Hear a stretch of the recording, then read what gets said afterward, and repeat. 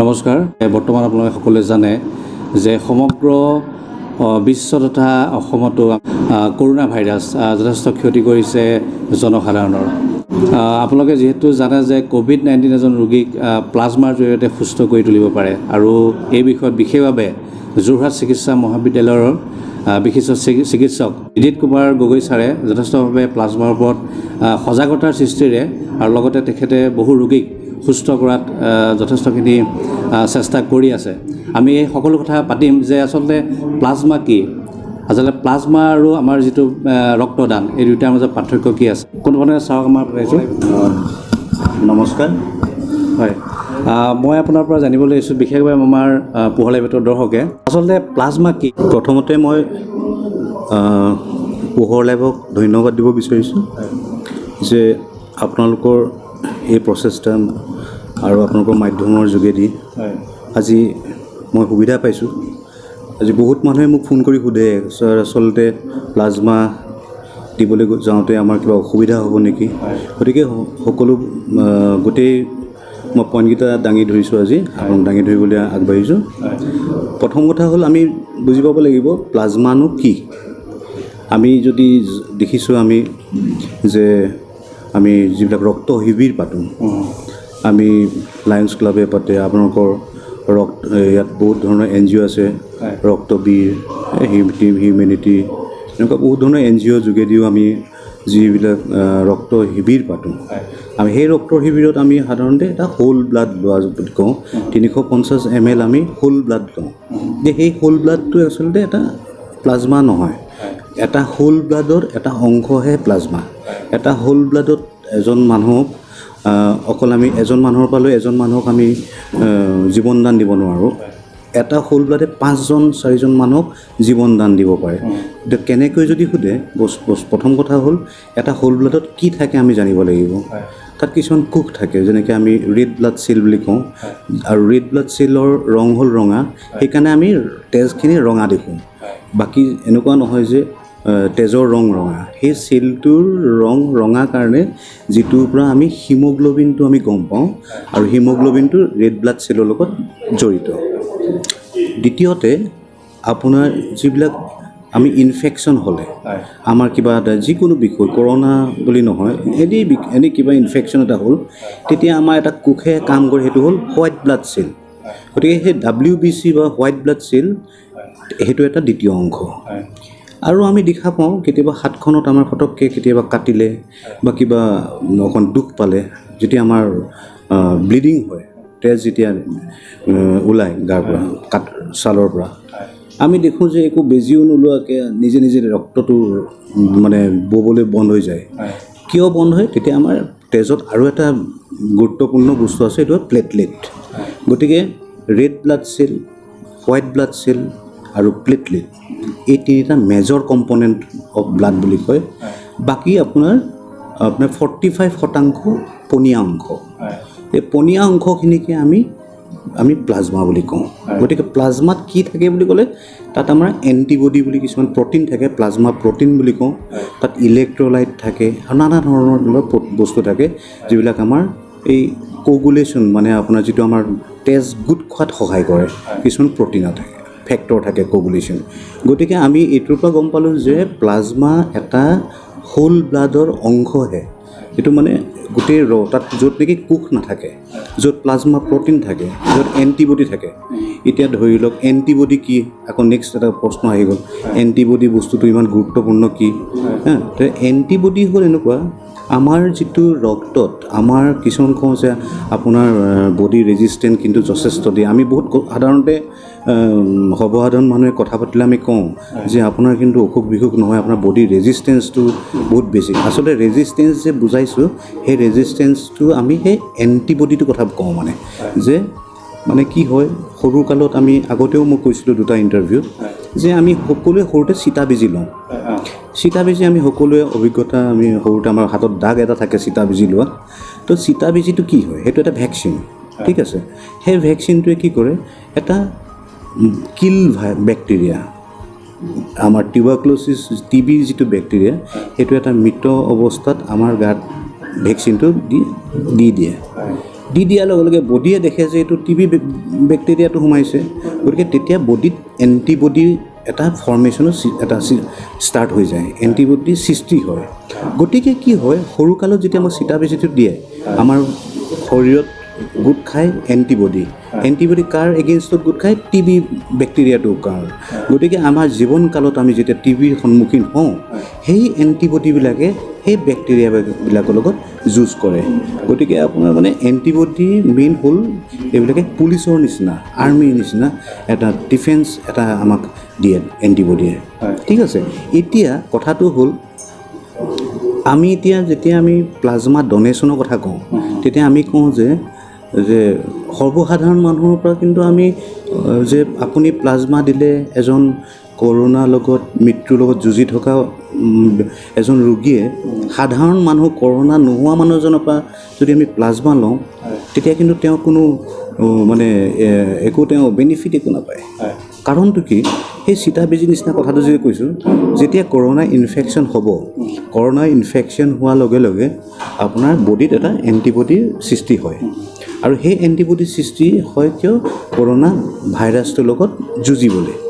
গতিকে আমি সেইকাৰণে কওঁ যে এজন ব্যক্তি যেতিয়া কৰোণা হৈ তেওঁ নিগেটিভ হৈ পিনি যেতিয়া ঘৰলৈ যায়, 28 দিনৰ মূৰত তেওঁ আহি ইয়াত আমাৰ প্লাজমা ডনেট কৰিব পৰা, মানে যদি এণ্টিবডি উপযুক্ত থাকে তেতিয়াহে পাৰে। মানে এইটো বুজোৱা গৈছে যে যিহেতু এতিয়ালৈকে পৃথিৱীত ভেকচিনৰ কথা আমি শুনি আছোঁ, আমি যথেষ্টখিনি ভেকচিন ওলাব বুলি শুনি আছোঁ, কিন্তু আজিলৈকেতো ওলোৱা নাই। আজি আমি হয় এণ্টিভাইৰেল মেডিচিন ওলাইছে, এতিয়াও ৰিচাৰ্চ চলি আছে, বোলে আপোনাৰ বহুত ৰেজিমেণ্ট ওলাই আছে যে এইটো ৰেজিমেণ্ট ভাল, এইটো ৰেজিমেণ্ট বেয়া। আৰু এইটো এটা অংশৰ চাইণ্টিষ্ট, এটা অংশৰ চিকিৎসকে কৈ আছে যে প্লাজমা লৈও কিন্তু কোনো বেনিফিট নাপায়। কিন্তু আমি যি দেখিছোঁ এতিয়া, আমি সমগ্ৰ পৃথিৱীতে দেখিছোঁ যে প্লাজমা লৈ বহুত মানুহ কিন্তু আপোনাৰ ICUৰ পৰা জেনেৰেল বেডলৈকে উইদিন 5 days আহি যাব পাৰে। গতিকে আমি যিহেতু আমি নিজেও ইয়াত আজি 4 আগষ্টৰ পৰা আমি প্লাজমা কালেক্ট কৰিবলৈ আৰম্ভ কৰিছোঁ, আমাৰ নতুন মেচিন ইনষ্টল কৰিছোঁ ইয়াত।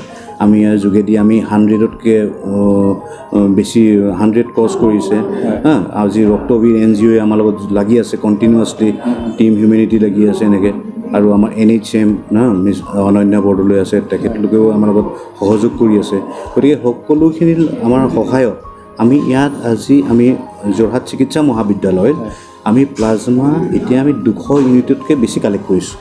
কাৰণ 200 ইউনিট বুলি কেলৈ কৈছোঁ, 100জন ডনৰ ক্ৰছ কৰিছে, আৰু এইকাৰণে 200 ইউনিট কৈছোঁ যে এজন কৰোণাৰ অসুখৰ পৰা মুক্তি যদি পায়, ভাল হৈ ঘৰলৈ যায়, তেওঁ যেতিয়া প্লাজমা ডনেট কৰিবলৈ আহে, তেতিয়া আমি তেওঁৰ পৰা 400 ml লওঁ, 400 ml যেতিয়া লওঁ, কিন্তু প্লাজমাৰ ড'জটো হ'ল 200 ml। গতিকে আমি এজন মানুহে 200কৈ 2জন মানুহক জীৱন দান দিব পাৰে। আৰু এইবিলাক হ'ল টেকনিকেল কথা। এতিয়া প্ৰশ্ন ছেকেণ্ড আহিব যে প্লাজমা দিবলৈ উপযুক্ত কোন।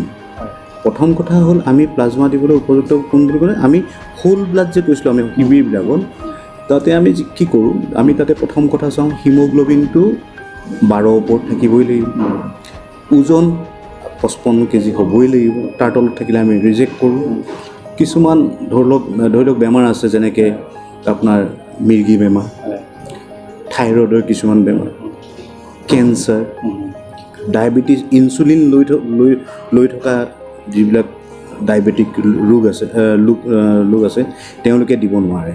আৰু ধৰি লওক আমি এতিয়া খুব ফ্ৰিকুৱেণ্টলি আমি পাওঁ কিছুমান মানুহ কুকুৰে কামোৰা বেজি লোৱা ভেকচিন, ৰেবিজ ভেকচিন, সেইটো আমি সেই তেনেকুৱা ধৰণৰ কিছুমান ক্ৰাইটেৰিয়া থাকে।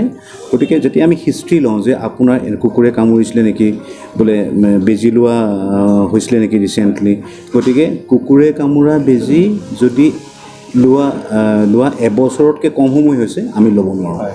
ছাৰ, মই আপোনাৰ এইখিনিৰ পৰা জানিব বিচাৰিছোঁ যে যিসকলৰ সন্তান থাকে মহিলা, তেখেতসকলে কিছু বাধা আছে নেকি? ৰিচেণ্টলি চাৰ্কুলাৰ এখন ওলাইছে। হয়, চাৰ্কুলাৰ এখন যিখন আমাৰ মানে এছেক্সৰ এইজ কণ্ট্ৰল ছ'চাইটি, যোনে মানে আমাৰ যোনে গাইডলাইনছ থাকে, আমাৰ ব্লাড যাৰ আণ্ডাৰত আমি ব্লাড বেংকটোক আমি চলাই থাকোঁ, স্পষ্টকৈ তাত লিখি দিছে যে মাল্টিপেৰাছ ওমেন। এতিয়া মাল্টিপেৰাছ ওমেন মানে ইংৰাজীত আমাৰ মেডিকেল টাৰ্ম, মানে যিসকলৰ ধৰি লওক আপোনাৰ ৰিচেণ্টলি দিছে যে বাচ্ছা থাকিলে পৰাপক্ষত নল'লে ভাল হয়, কিন্তু আমি ক্ৰাইচিছত আমি লোৱা হৈছে, এনেকুৱা আমি ক্ৰাইচিছত লৈছোঁ।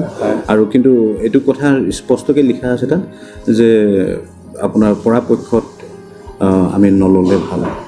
ছাৰ, যিহেতু যোৰহাটত যিমানসকল ক'ভিড পজিটিভ পোৱা হৈছে সকলোৱে আগবাঢ়ি আহিছে প্লাজমা দিবৰ বাবে?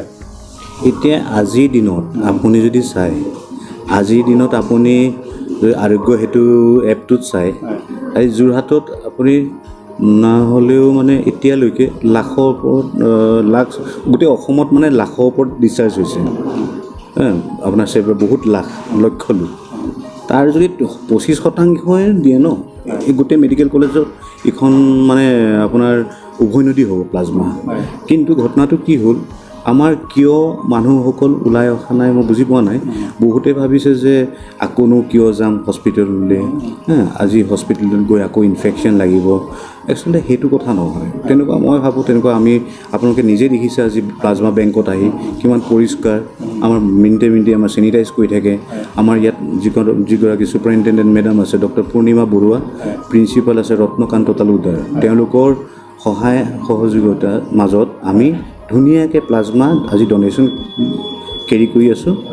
তাত আমি একো অসুবিধা পোৱা নাই, কোনো মানুহে আমাৰ ইয়াত অসুবিধা পোৱা নাই। যিসকল আহিছে দিবলৈ তেওঁলোকৰ লগত আমি সহযোগ কৰিছোঁ তেওঁলোকক। আৰু এনেকুৱাও কৈছোঁ যে আমি যিসকল গোলাঘাটত থাকে, আপোনালোকেনো কিয় দুবাৰ আহিব লাগে? আমি এটা কাম কৰক, আপোনালোকে গোলাঘাটত চেম্পুলটো দিয়ক, চেম্পুলটো আমাৰ ইয়ালৈ লৈ আনক, যিবিলাক ডকুমেণ্টছত প্ৰশ্ন সুধিব লাগে কাগজ তাতে ফিল আপ কৰি আমালৈ পঠিয়াই দিয়ক, আমি ডিচিশ্যন ল'ম। আৰু আপোনালোকৰ তাত যিসকল NHM নেশ্যনেল হেল্থ মিছনৰ মানুহ আছে, যিসকল ডক্টৰে তাত ডিল কৰি আছে, তেওঁলোকৰ লগত আমি ফোনৰ যোগেদি আমি কথা পাতি আপোনালোকক খবৰ দিম আপোনালোকে উপযুক্ত হয়নে নহয়। তেনেকুৱাও আমি যে কিয়নো দুদিন আহিব লাগে। কিছুমান মানুহ দৈনিক কাম কৰা মানুহ থাকে, কিছুমান অটো চালক থাকে, বাছ ড্ৰাইভাৰ থাকে, যাৰ দৈনিক এটা ইনকাম নহয়, গতিকে তেওঁলোকক দুদিন মই নষ্ট হোৱাটো নিবিচাৰোঁ। আৰু মই সেইকাৰণে তেওঁৰ DC লগত গোলাঘাটৰ DC লগত কথা পাতিলোঁ, তাতে আমাৰ যিজন জইণ্ট ডাইৰেক্টৰ তেওঁৰ লগত NHMৰ সকলো লগত কথা পাতি মই কি কৰিছোঁ, চেম্পুলটোক অনা কথা চিন্তা কৰি পিনি, আৰু আমি যথেষ্টখিনি সহায় তেওঁলোকৰ পৰাও পাইছোঁ আমি। আৰু ছাৰ, যিহেতু জ্যেষ্ঠ ব্যক্তিসকল 60+ তেওঁলোকৰ বিভিন্ন ৰোগ থাকিব পাৰে, ডায়েবেটিছ থাকিব পাৰে, তেখেতসকলৰ ট্ৰিটমেণ্টটো চলাৰ আগত প্লাজমা প্ৰদানে তেওঁলোকক সুস্থ কৰি তুলিব পাৰে নেকি? একচুৱেলি এতিয়ালৈকে যিহেতু কৰোণা মানে COVID-19 ডিজিজটো খুবেই নতুন, সেইকাৰণে নভেল কৰোণা ভাইৰাছ বুলি কয়। নভেল শব্দটো অৰ্থটোৱে হ'ল নতুন। গতিকে এতিয়া মই ভাবোঁ এতিয়া বহুত পেপাৰ ওলাই আছে, ইণ্টাৰনেশ্যনেল নেশ্যনেল পেপাৰ কিছুমান পাব্লিছ হৈ আছে আমাৰ মেডিকেলৰ, আৰু সেইবিলাকৰ যোগেদি আমি গম পাইছোঁ যে প্লাজমাৰ কোনো আজিলৈকে কোনো ডাঠি কৰিব নোৱাৰে যে প্লাজমাই এইটো কৰে, প্লাজমাই এইটো নকৰে, আজিলৈকে ডাঠি কৰিব পৰা নাই। ইনফেক্ট আমিও এখন এতিয়া পেপাৰ এখন ইয়াৰ পৰা মই লিখি আছোঁ যে চিমটমেটিক হ'লে যে প্লাজমা দিব পাৰে, বা চিমটমেটিক চিমটম থাকিলে দিব পাৰে আৰু চিমটম নাথাকিলে দিব নোৱাৰে। আপোনালোকে শুনিছে নিশ্চয় কথাটো। কিন্তু আচৰিত কথা, মই যোৰহাটত মই যিমান মানুহক মাতো, মই চিমটমৰ কথা নকওঁ, আহক। আমি দেখা পাইছোঁ ইয়াত, এতিয়া মই পেপাৰ এখন ৰেডি কৰি আছোঁ ইয়াত মই পাব্লিছ কৰিবলৈ, বহুত চিমটম থকা মানুহৰ এণ্টিবডি নাথাকে। মানে এণ্টিবডি নাথাকে মানে মই আপোনাক আগত যিটো এণ্টিবডিৰ গুৰুত্বটো কৈছোঁ, মানে আমাৰ ইয়াত এতিয়া আমাৰ যিখন গুৱাহাটী মেডিকেল কলেজ, আমাৰ যোৰহাট মেডিকেল কলেজ, বৰপেটা, তেজপুৰ, অসম চিকিৎসা মহাবিদ্যালয়, ডিব্ৰুগড়, গোটেইকেইখনতে আমি এটা প্ৰট'কল মেইনটেইন কৰোঁ, যিটো এইমছত মেইনটেইন কৰে। এইটো মানে এণ্টিবডি টাইটাৰটো 3 ওপৰত থাকিব লাগিব। যদি 2.5 থাকিলেও আমি তেওঁৰ পৰা আমি প্লাজমা ল'ব নোৱাৰোঁ, কাৰণ সেই প্লাজমাটোৱে সেই ক'ভিড ৰোগীজনক যোনে জীৱন মৰণৰ কাৰণে যুঁজি আছে ICUত, তেওঁক সহায় নকৰে, সেইটো ধাৰণা আছে। গতিকে আমি 2.5কো আমি ৰিজেক্ট কৰোঁ। অলপ আগতে মোক আমাৰ দীপক ৰাজখোৱা এখেত ৰক্তবীৰৰ হেৰি হয় ভালকৈ তেওঁ মোক সুধিছে যে ছাৰ এই পেচেণ্ট ডনৰজনৰ হ'বনে নহয়। মই কৈছোঁ নহ'ব, কাৰণ 2.8 আছে, মানে 3তকৈ মাত্ৰ 2 কম আছে, 0.2 কম আছে। কিন্তু তেওঁৰ পৰা আমি ল'ব নোৱাৰোঁ, কাৰণ তেওঁৰ পৰা এনেই লৈ পিনি এজন মানুহৰ যাৰ সুবিধা নহ'ব যিটো আমাৰ প্ৰট'কলৰ মতে, গতিকে আমি সেইকাৰণে ৰিজেক্ট কৰোঁ। গতিকে 3 ওপৰত থকা এণ্টিবডি এটা ক্ৰাইটেৰিয়া। ছেকেণ্ড হ'ল আপোনাৰ আমি PCR-টো আকৌ সোৱাব লৈ পিনি কৰোঁ, এবছলুটলি ক্লিন লাগিব ৰিপৰ্টটো, একদম নিগেটিভ লাগিব। গতিকে সেই দুটা পৰীক্ষা আমাৰ মাষ্ট। আৰু বাকী পৰীক্ষা আপোনাৰ হিমোগ্ল'বিনটো 12 ওপৰত থাকিব লাগিব বুলি কৈছোঁ আৰু ৱেইট কৈছোঁ আপোনাৰ 50 কেজিৰ ওপৰত কোনো মেডিচিন তেনেকুৱা ধৰক কোনো ছিৰিয়াছ মেডিকেশ্যনছ লৈ থাকিব নালাগিব ডায়েবেটিছ যদি থাকে একো নাই যদি টেবলেট খাই চুগাৰ কণ্ট্ৰল থাকে সকলো ডায়েবেটিছ থকা মানুহ দিব পাৰে ছাৰ আমি দেখিছোঁ যে ব্লাড যেতিয়া ডনেট কৰা হয় 45 দিনৰ পিছত আকৌ তেওঁ দিব পাৰে এই প্লাজমাৰ ক্ষেত্ৰত কেনেকুৱা কিমান দিনৰ সময়ৰ ভিতৰত দিব পাৰে ব্লাডত আমি মিনিমাম 3-4 মাহ কওঁ হোল ব্লাড এটা আমি 3 মাহ 4 মাহ ৰখিবলৈ কওঁ মানে 3 মাহ 4 মাহ ভিতৰত আপোনালোকে ৰিপিট ডনেশ্যন নকৰিব যিটো আমি এতিয়া ইয়াত যিমান আহে আমি কওঁ যে লাষ্ট ব্লাডটো কেতিয়া দিছিলে বোলে ছাৰ 6 মাহ হ'ল তেতিয়াহে আমি লওঁ যদি 2 মাহ বুলি কৈ আমি তেওঁক আকৌ কওঁ যে আপুনি মিনিমাম 3 মাহ বা 4 মাহ লাগিব আমাক কিন্তু প্লাজমা ক্ষেত্ৰত এটা আচৰিত কথা যিহেতু আমি আমাৰ মেচিন যিটো এফাৰেচিছ মেচিন বুলি কয় এইটো অত্যাধুনিক মেচিন ছফিষ্টিকেটেড ইয়াৰ কামটো হ'ল গোটেই ব্লাডটো আমি লওঁ ব্লাডটো লৈ অকল প্লাজমাখিনি থৈ আকৌ বাকী যিমান আমি কৈছিলোঁ যে কোষখিনি সমগ্ৰ তাৰ RBC WBC প্লেটলেট আপোনালোকক কৈছোঁ সেই গোটেই সেই অংশখিনি আমি আকৌ পেচেণ্টক আমি দি দিওঁ মানে কি হয় গতিকে আমাৰ তেওঁ হিমোগ্ল'বিনটো কোনো বৰ এটা চেঞ্জ নহয় মানে বিশেষ ভয় কৰিবলগীয়া কথা নাই কাৰণ যিহেতু কিছুমানে ভয় কৰি আছে যে ৰক্তদান যেতিয়া কৰে তেওঁলোকৰ এটা নৰ্মেল হিচাপে কৰা হয় কিজনী প্লাজমা দিয়া হ'লে বেলেগ ধৰণে পদ্ধতিৰে সেইটো কাৰণে ভয় ভাৱ এটা থাকে হোল যিটো ৰক্তদান বুলি যে কওঁ হোল ব্লাডটো লওঁ তাতকৈ বহুত ছেফ হয় মানে কি কাৰণে ছেফ আমি যিখিনি ব্লাড লওঁ আমি গোটেই ব্লাডখিনি ভৰাই দিওঁ অকল আমি পনীয়া অংশখিনি থৈ দিওঁ ঠিক আছে আমি ক'লোঁ যে 55% তাতে আমাৰ মানে চেল থাকে বহুত ধৰণৰ আৰু 45% লিকুইড পনীয় অংশটো গতিকে আমি অকল পনীয় অংশটোহে ৰাখোঁ বা সেইটোকে আমি প্লাজমা কওঁ আৰু প্লাজমা এটা কালাৰ মানে আপোনাৰ ক্ৰীম কালাৰ ফ্লুইড এটা ঘিউ ৰঙৰ গতিকে গোটেই চেলবিলাক আমি চব আমি উভতাই দিওঁ পেচেণ্টক আৰু আমি সেইটো অকল প্লাজমাটো ৰাখি দিওঁ আৰু মই ভাবোঁ মানে এজন মানুহে আমি আহিছে আমি আৰু সকলোৱে আপুনি যিমান মানুহে আমাক ইয়াত প্লাজমা দান দি গৈছে সকলোৱে মোক প্ৰশ্ন দিছে আমি আকৌ দিব পাৰিম নাই এতিয়া আমি যিখিনি আমাৰ লিটাৰেচাৰ আছে আমাৰ কিতাপে কয় আমাৰ ৰিচাৰ্চ কৰা যিবিলাক আমাৰ প্ৰট'কলৰ মতে 14 দিনৰ ভিতৰত 14 দিন কমপ্লিট কৰিলে তেওঁ আকৌ ৰিপিট কৰিব পাৰে যিটো আমি কৈছিলোঁ যে আগতে 4 মাহ 3 মাহ ইয়াত নহয় প্লাজমা মানুহে ডনেট কৰিব পাৰে 2 সপ্তাহৰ পাছত কিন্তু 2 সপ্তাহনো কি আমি কওঁ যে 20 দিনৰ পিছত আহিব গতিকে 20 দিনৰ পিছত কিন্তু আহিব তেওঁ এইটো ভাবিব নালাগে যে কোনো পৰীক্ষা নকৰোঁ সেনেকুৱা নহয় সকলো পৰীক্ষা কিন্তু একদম আকৌ নতুনকৈ হ'ব 14 দিনত ইনফেকশ্যন হ'ব পাৰে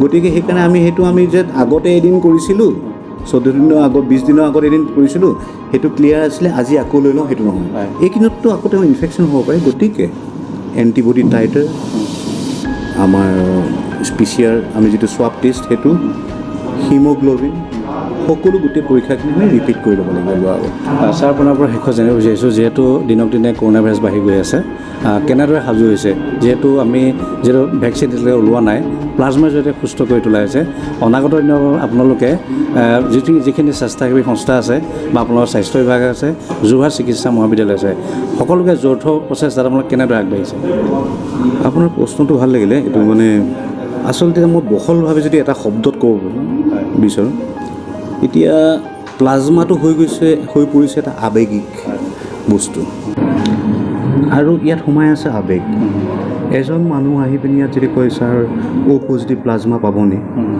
যেতিয়া মোৰ উত্তৰটি দিবলগীয়া হয় নাই বুলি মই অলপ আৱেগিক হৈ পৰোঁ কাৰণ আপোনাৰ কি হয় না দৰৱে কাম কৰে না তেনেকুৱা দৰৱ ওলাইছে গতিকে এটা আৱেগ এটা সোমাই থাকে বস্তুটো গতিকে যদিও কৈছে মানুহে যে প্লাজমা লৈ আমাৰ যিসকল বিশিষ্ট আমাৰ চাইণ্টিষ্টসকলে যিবিলাক ৰিচাৰ্চ কৰি আছে আমাৰ চিকিৎসক এটা মানে আপোনাৰ সংখ্যা চিকিৎসকে এতিয়া কৈছে যে প্লাজমাটো বৰ এটা মানে সহায় কৰে বুলি নাভাবে তেওঁলোকে কিন্তু আমাৰ কাৰণে এতিয়াতো সাংঘাতিক ডাঙৰ বস্তু এতিয়া ইয়াত আৱেগ সোমাই আছে ইয়াত এতিয়া আমাৰ এতিয়া কি হয় যেতিয়া ফোন কৰে ডিব্ৰুগড়ৰ পৰা ছাৰ এ পজিটিভ প্লাজমা এটা পাম নি মই কৈছোঁ আপোনালোকৰ তাত নাই নেকি? আমাৰ ইয়াত বোলে আজি কিবা কাৰণে অকল বি পজিটিভ আহিছে, আমি ইয়াৰ পৰা কেনেকৈ আমি পঠিয়াওঁ কিন্তু আমাৰ বাহিৰে কোনো নুবুজে। আমাৰ ছুপাৰিণ্টেণ্ডেণ্ট পূৰ্ণিমা বৰুৱা মেডামেও আমাক কৈ থৈছে যে প্ৰথমতে চাব আমাৰ ICUত যদি প্ৰয়োজন নাথাকে তেতিয়াহে বাহিৰত দিব, কাৰণ আমি যিহেতু যোৰহাটৰ আমাৰ ৰাইজে আমাক সহায় কৰি আছে, এই অংশটোৰ মানুহে সহায় কৰোৱাটো আমাৰ প্ৰথম ফাৰ্ষ্ট প্ৰায়ৰিটি। যদি আমাৰ কেতিয়াবা থাকি যায় বোলে ইয়াত বোলে ৰিকুৱাৰমেণ্ট নাই, যেনেকৈ A নিগেটিভ এটা আজি বহুত দিন পৰি আছিলে ইয়াতে, তো সেই A নিগেটিভটো গুৱাহাটীত লগা হ'ল। মই গুৱাহাটীলৈ আমি প্ৰিন্সিপাল ছুপাৰিণ্টেণ্ডেণ্ট আমি কথা পাতি পিনি আমি পঠিয়াই দিছোঁ তেনেকৈ। গতিকে আগন্তুক দিনত আমি এনেকৈ যুঁজি যাব লাগিব। আৰু যিহেতু প্লাজমাটো এনেকুৱা কোনোবা ফেক্টৰীত বনায়, কোম্পেনীয়ে বনায়, আমি কিনি আনিম সেইটোতো নহয়। গতিকে আমি আমাৰ স্থানীয় যিমান ৰাইজ যোনে ইয়াৰ পৰা এটকাও খৰচ নকৰি পিনি ধুনীয়াকৈ চিকিৎসা পায়, আমাৰ সহযোগিতাত ধুনীয়াকৈ একদম মুক্ত হৈ কৰোণাৰ পৰা মুক্ত হৈ ঘৰলৈ উভতি গৈছে, তেওঁলোকলৈ মোৰ বিনম্ৰ অনুৰোধ এইকাৰণে, কাৰণ আমিতো ক'ব নোৱাৰোঁ যে আপুনি আহক দিয়ক। গতিকে তেওঁলোকে নিজেই মনৰ পৰা ভাৱ এটা সৃষ্টি হ'ব লাগিব যে মই গৈ দুজন মানুহক সহায় কৰোঁগৈ, কাৰণ এজন মানুহৰ প্লাজমাই দুজন জীৱনৰ লগত যুঁজি থকা ICUত তেওঁলোকক সহায় কৰিব পাৰে। আৰু মই ভাবোঁ ইমান ধুনীয়া সুযোগ জীৱনত ক'তো নাপাব, এই কাৰণ আমাৰ সকলোৱে কৰণীয় থাকে পৃথিৱীখনত। গতিকে এনেকুৱা এটা সুযোগ জীৱনত মানুহক মানে সহায় কৰিবলৈ, আৰু এই জীৱনত কি জানো তেওঁলোকে নাপাব। গতিকে ওলাই আহক সকলো ৰাইজলৈ মোৰ অনুৰোধ। গোলাঘাট ডিষ্ট্ৰিক্ট, চৰাইদেউ, আমাৰ যোৰহাট যথেষ্ট মানুহ আহিছে আজি। ৰক্তবীৰ দীপক ৰাজখোৱাহঁতৰ সহযোগত আপোনাৰ আমাৰ কলিতা আছে হিউমেনিটি, তেওঁলোকৰ সহযোগিতা আমি যথেষ্ট পাইছোঁ। NHM অনন্যা বৰদলৈৰ পৰা পাইছোঁ। গতিকে মোৰ আৰু মানে BJP কৰ্মকৰ্তাসকলেও বহুত সহায় কৰি আছে আমাক। মোৰ এটাই অনুৰোধ, মানে আপোনালোকে ওলাই আহক আৰু আপোনালোকে সহায় কৰক, কাৰণ আপোনালোকেও নিজে ভাবিব পাৰে যে মোৰ চিমটম নহ'ল, মোৰ একো নহ'ল, মই ধুনীয়াকৈ ছুটি হৈ গুচি আহিছোঁ, মোৰ একো অসুবিধা নহ'ল কৰোণা পজিটিভ হোৱাৰ পিছত। কিন্তু আপুনি এবাৰ ICU হস্পিটেলৰ ভিতৰলৈ যাওক, যাৰ চিমটম হৈছে, যোনে ICUত জীৱন মৰণৰ কাৰণে যুঁজি আছে, তেওঁলোকক এবাৰ চাওক আপোনালোকে, তেওঁলোকে জীৱন মৰণৰ কাৰণে কেনেকৈ তৰপি আছে, আৰু তাত এটা প্লাজমাই যদি তেওঁলোক সহায় কৰিব পাৰে, তাতকৈ আৰু মই কি ক'ম, এয়াই কৈ মই ধন্যবাদ, নমস্কাৰ। প্ৰিয় দৰ্শক, মই পোহৰ লাইভেটৰ দৰ্শকক মই বিনম্ৰভাৱে অনুৰোধ জনাইছোঁ, যিসকলে আমাৰ এই অনুষ্ঠানটো চাই আছে, তেখেতসকলক মই ক'ব বিচাৰোঁ যে আমি যদি চাওঁ বিভিন্ন ধৰণৰ ৰোগসমূহ যদি আমি দৰৱৰ জৰিয়তে নিৰ্মূল কৰিব পাৰোঁ, আৰু এই COVID-19ক যদি আমি নিৰ্মূল কৰিবলৈ হয় বা সুস্থ কৰি তুলিবলৈ হয়, প্লাজমাৰ জৰিয়তে পৰা হয়। সেইবাবে যিসকলৰ ক'ভিড পজিটিভ পোৱা গৈছে তেওঁলোকে পলম নকৰিব। যিহেতু আমাৰ বিদিত কুমাৰ গগৈ ছাৰ যোৰহাট চিকিৎসা মহাবিদ্যালয়ৰ যোগেদি স্বেচ্ছাসেৱী সংস্থা সকলোৱে একেলগে সুস্থ কৰিবৰ বাবে অহৰহ চেষ্টা কৰি আছে। আমি আহ্বান জনাইছোঁ আজি আমাৰ পোহৰ লাইভেটৰ এই অনুষ্ঠানৰ যোগেদি যে আপোনালোক আগবাঢ়ি আহক, এজন প্লাজমাৰ দানৰ যোগেদি দুগৰাকী সুস্থ হৈ তুলিব পাৰে। শেষত ছাৰ আপুনি যথেষ্ট ব্যস্ততাৰ মাজত আমাক আজি সময় দিয়া আন্তৰিকতাৰে আপোনাক ধন্যবাদ জনাইছোঁ।